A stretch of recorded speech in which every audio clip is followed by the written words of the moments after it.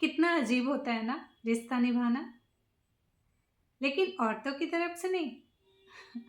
औरतें तो निभा ही लेती हैं, चाहे हंस के निभाए चाहे रो के निभाए। रिश्ता निभाना ना पुरुषों की ओर से कठिन हो जाता है। मैं यहाँ पति पत्नी के रिश्ते की बात नहीं कर रही, मैं उस रिश्ते की बात कर रही जो ससुराल कहा जाता है, फिर वो लड़की का हो या लड़के का। कहने का मतलब है कि जब लड़की को एक ससुराल की तरफ से अगर कुछ हिदायतें दी जाती है ना कि तुम्हें अपने मायके से संबंध नहीं रखना है, क्योंकि वहाँ किसी शादी के दौरान मुझे कुछ सुनने के लिए मिल गया था, मेरी बेइज्जती हुई ऐसा मुझे महसूस हुआ था। तो फिर आप लड़कियां ना बहुत आसानी से सिर्फ इसलिए कि मेरे पति का दिल न दुखे आप उसको कंटिन्यू रखती हो।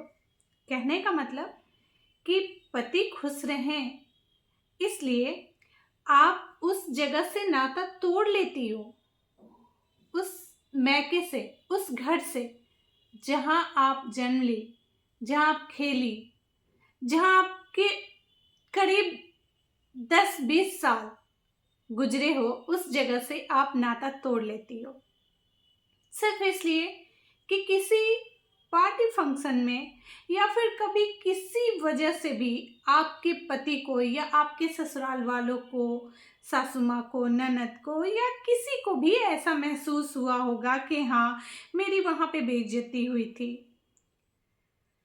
तो मैं कहना ये चाह रही हूँ कि इसमें भी ना लड़कियां ही ऐसा करती हैं। यकीन नहीं हो रहा? तो फिर एक बात बताओ कि जब कभी लड़के को ऐसा महसूस होता है कि उसके ससुराल में कभी एक बार शादी ब्याह के फंक्शन में उसको उनके ससुराल वालों ने थोड़ी सी ऊंची आवाज में बात कर ली, या फिर ऊंची आवाज तक तो शायद ही कोई अपने दामाद तक पहुंचता है, मतलब खाने पीने की व्यवस्था में, आपके पूछने में कि आप ससुराल में आए हो तो आपकी इज्जत खातिरदारी जो होती है ना, उसमें अगर थोड़ी सी कमी आपको महसूस होती है तो आपको वो अपना अपमान लगता है। ठीक है, जबकि यहाँ तीर लगने जैसे कोई शब्द का इस्तेमाल नहीं किया जाता है। ये मैं बातें कर रही हूँ लड़का के ससुराल, ठीक है, लड़का का ससुराल यानी लड़की के मायके के बारे में। जबकि वहां ना तो तीर लगने जैसे कोई सवाल दागे जाते हैं, ना ही आपके घर वालों के लिए अपमानजनक शब्द का प्रयोग किया जाता है।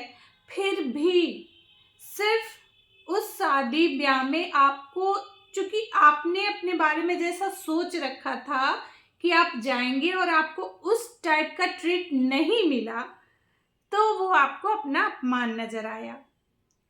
लेकिन आप ये बात क्यों भूल जाते हो कि वो लड़की जो आपके घर पे रह रही है, आपके सामने, आपके सामने, आपके पीठ पीछे कितने सारे उसके साथ जुल्म का मतलब ये नहीं कि सिर्फ हाथ पैर उठाया तो जुल्म हुआ।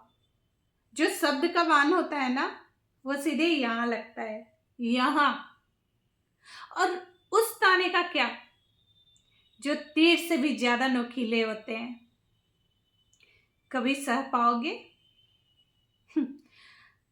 अरे तुम तो जब छोटे से थोड़े से बड़े होते हो ना, तो अपनी माँ की नहीं सुन के रह सकते हो, तो फिर ससुराल वालों की सुन के रह जाओगे? ये कैसे संभव है? और तब कहते हो जो इतना सुन रही है उसी से कहते हो कि थोड़ा बर्दाश्त करना सीखो। वो तो बर्दाश्त करेगी। वो तो धरती पे आई ही है सहन शक्ति लेके, क्योंकि लाख मर्द बोलते हैं ना कि मर्द को दर्द नहीं होता। दर्द क्यों नहीं होता है पता है? क्योंकि दर्द सहने की ना शक्ति जो होती है ना वो तुम में नहीं होती है। बर्दाश्त करने की जो शक्ति होती है ना वो तुम में नहीं होती है। औरतें रोती हैं, रोंदू होती हैं, लेकिन फिर भी तुम्हारे खुशी के लिए सब कुछ सुन के सह लेती हैं और तुम्हारे घर में रह लेती हैं। वही अगर थोड़ा सा सपोर्टिंग हस्बैंड है तो हाँ, उसको उस जहन्नुम में भी खुशी मिल जाती है। तो मर्दों का घर छुड़ाना सबको नजर आता है कि उसकी बहू ने उसके बेटे को उसकी माँ से दूर ले जाके एक जगह उसको रख लिया, एक जगह उसको घर बना के रख लिया, अपनी माँ से दूर करके ले गया। पर जिस बेटी को ये सब सहने के लिए हंसते खेलते परिवार से लाके ये कह देते हो कि तुम्हें वहां से संबंध नहीं रखना है, और तुम्हारी खुशी के लिए वो चुप रह लेती है कि ठीक है मुझे वहां से संबंध नहीं रखना है, अपने माँ से नहीं रखना है, अपने पापा से नहीं रखना है, अपने भाई से नहीं रखना है, उस वक्त कोई क्यों नहीं कहता कि मेरी बहू कितनी बर्दाश्ती है कि मेरा बेटा ऐसे बोला और फिर भी वो सारा कुछ सह गई। वो दिखता है कि मेरे बेटे को अलग ले गई, पर ये नहीं दिखता कि मेरी बहू को अलग कर दिया गया। खैर, सही हूं या गलत हूं ये तो सुनने वाले ही बोलेंगे, और मैं इंतजार करूंगी उस सुनने पे जो आएगा आगे से उस कमेंट का, ताकि मैं उस पे बना सकूं अपनी अगली वीडियो। तो आज के लिए सिर्फ इतना ही। राधे राधे, स्वस्थ रहिए, मस्त रहिए, और समय मिले तो मुझे सुनते रहिए।